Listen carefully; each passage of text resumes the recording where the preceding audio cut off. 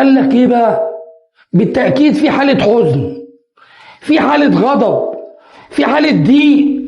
النقطة الرابعة في 3 مباريات في افتتاحية الدوري العام أمام غزل المحلة الذي لم يخسر، لم يفوز، لم يسجل، لم يدخل مرماه أهداف. ده كلام شوشو. تعال بقى نخش في المفيد. الأهلي غير متاح، خد على قفاه وارتاح. حط حلة على حلة، الأهلي اتسلق في المحلة.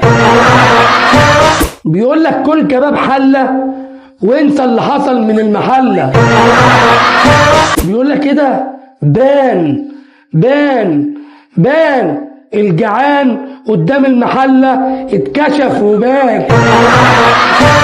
بيقول لك منع الاكل في الحلة عشان دايما بتفكروا بالمحلة. بيقول لك والنبي نفسي العب هنا مش هناك. قال له اثبت كده. طب والمحلة اللي مستنياك؟